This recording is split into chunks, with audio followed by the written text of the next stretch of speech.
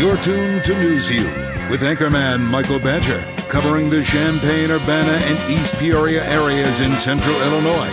This is your news follower, Newsview, on UPTV6 and Eastside Community Television, Channel 22.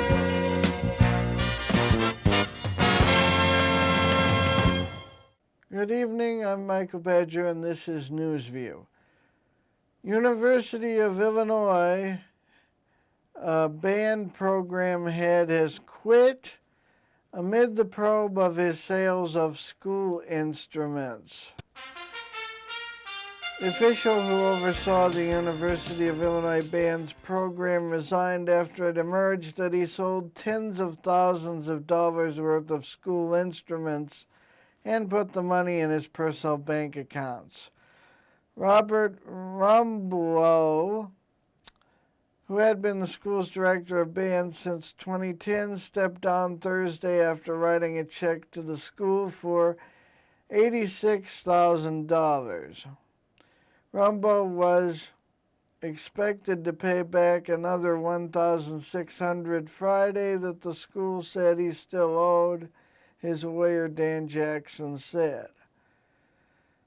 And his attorney is optimistic he won't be charged, and that is from the Associated Press's David Mercer and therepublic.com. You can see more about that online somewhere. And also, 4 men were charged with trying to distribute heroin in Champaign County this month. 4 Central Illinois men face federal charges accusing them of trying to distribute heroin in Champaign County. And they were charged with conspiracy to distribute 100 grams or more. And 3 were arrested, but 1 is a fugitive. The men are scheduled to go on trial on September 23rd, and that is from the Associated Press and dailyjournal.net. And any U.S. strike on Syria likely to extend beyond Damascus, sources say, according to Fox News.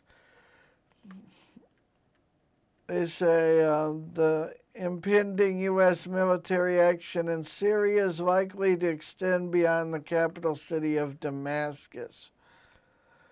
And fast food workers across the country and in the Peoria, Bloomington area are on strike to protest low wages at McDonald's, Taco Bell, and other fast food restaurant chains.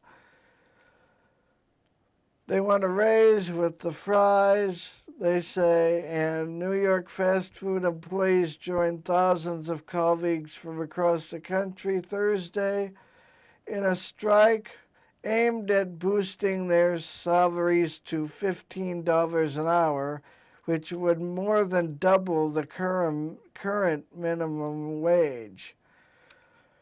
This according to nydailynews.com, New York. Organizers billed the McJobs strike as the largest ever by fast food workers. And a 25-year-old Shanita Simon of Brooklyn says that they need to raise the minimum wage, and that's some of what's going on in the world tonight. And a University of Illinois student from China was taken for an expensive ride, according to the Associated Press, when someone took more than $4,000 from a new U of I student who had just arrived in Chicago from China. the student was scared of losing his luggage if he didn't pay. And Ameren, Illinois has opened a smart grid technology application center in Champaign, Illinois, according to electricnet.com and PR Newswire. Ameren, Illinois today opened a new $3.3 million testing facility that will help facilitate research and development of smart grid technologies and support the state's economic development and job creation goals. The Technology Application Center will provide small businesses and entrepreneurs with the infrastructure and resources needed to test programs, technologies, business models, and other smart grid-related energy improvements on a live grid. The TAC is a key component of the Energy Infrastructure Modernization Act, or EIMA, passed by the General Assembly in 2011. Under EIMA, Ameren, Illinois is investing an additional $643 million over 10 years through its Modernization Action Plan, or MAP, to make improvements to the electric grid, to make it more efficient and reliable, and to create hundreds of new jobs. And you can read more of that at electricnet.com. They also say that the smart grid research at the University of Illinois at Urbana-Champaign focuses on building advanced technology to enhance the security, reliability, and resiliency of the power grid, along with efforts to promote renewable integration by improving the yield and reliability of residential solar, among other projects. And we will return with more NewsView right after this.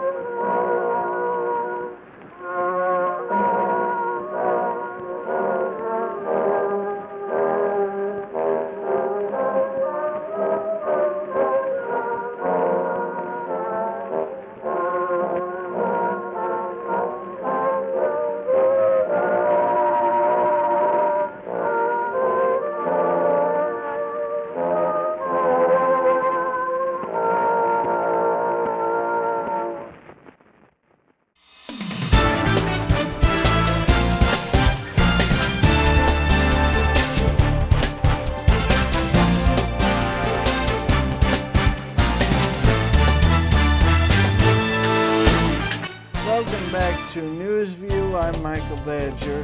And a Peoria man was shot in the leg outside of his home, according to WEEK Television 25, Peoria, in East Peoria. Dateline Peoria.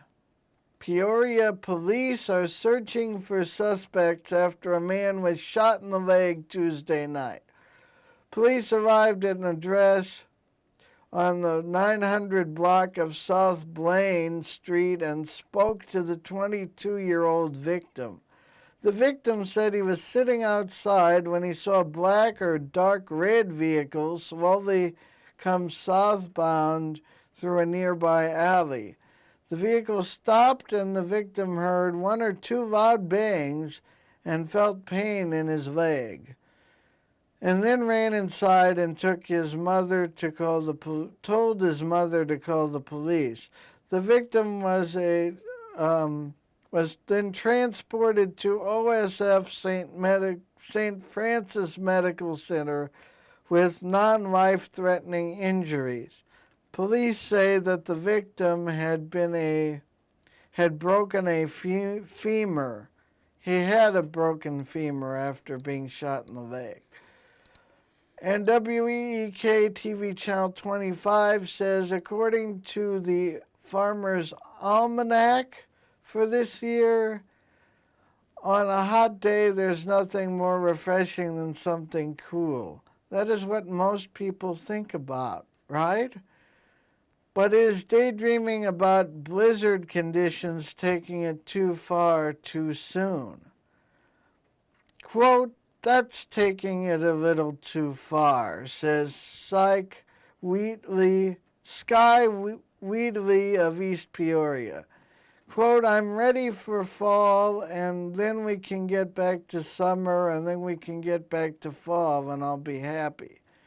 Quote, I wish we had a little moisture, then it'd help everybody, unquote, said Michael Wynn of Kewanee. The Farmer's Almanac says it's time to forget the sunscreen and stock up on long johns. It calls its winter outlook the days of chivalry. The map shows it will be biting cold and snowy, quote unquote, in the Great Lakes region. WEEK Chief Meteorologist Chuck Collins said that when we don't have that during the winter, when don't we have that during the winter? Quote, the Farmer's Almanac, how they predict the weather is a widely guarded secret, unquote, said Collins. So we don't know actually what they use to predict the weather, and they claim to be 80% correct. Collins harbors no secrets. A computer and a global weather model help him formulate an accurate forecast. He said the Climate Prediction Center is calling for winter opposite of the Farmer's Almanac. Quote, with the big heat we've had this summer, he said, I wouldn't discount a mild winter here in central Illinois again looking at things at this point, unquote. But some aren't throwing out the book just yet. Quote, I feel like it does have a little bit of credibility, continued Wheatley. Quote, it's been around for a long time, a lot longer than I have, so I tend to respect the stuff like that, unquote. Chuck says it's still too early to tell what will fall this winter. What's for certain now is we need rain. And we are having a mild drought conditions in Champaign-Urbana and all of central Illinois at this time. And a pet was taken in a dog napping, according to WCIA TV Channel 3 in Champaign. Police are investigating the dog napping that happened July 25th at about 10:15 p.m. at a McDonald's in the 900 block of North Grand East in Springfield. The victim tied the small dog to a stop sign to go inside to the restaurant, and a short time later the suspect untied the dog and pulled him into a small silver four-door SUV. The suspect did. The dog is named Loki. He's a 25-pound fawn covered with black muzzle and pink camouflage collar. The suspect is described as a black woman, about 5 foot 5 inches, 130 to 140 pounds. She was wearing a knee-length knit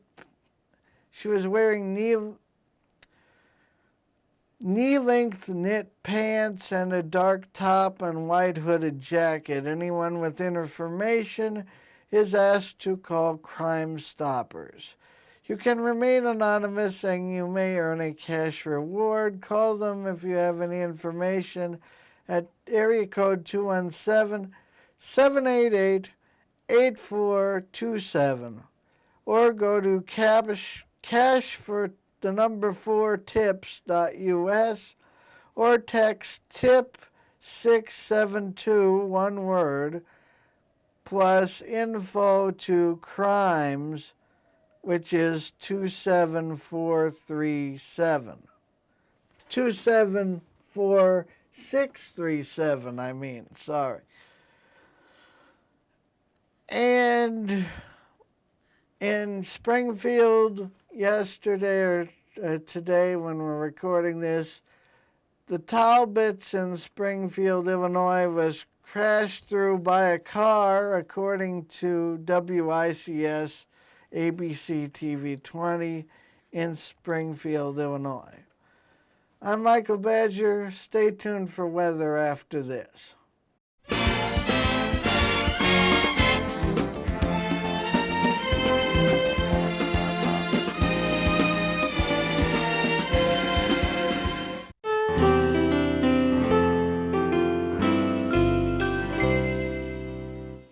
And here's your Newsview weather forecast for Friday night through Sunday night. Friday night, a low temperature Friday night of 72 degrees with a 30% chance of thunderstorms. Saturday, 92 degrees under mostly sunny skies with a 30% probability of precipitation. Saturday night, 72 degrees and partly cloudy. Sunday, 91 degrees and mostly sunny with a 30% POP. And Sunday night, a low of 66 degrees with a 40% POP. I'm Michael Badger, and this has been your News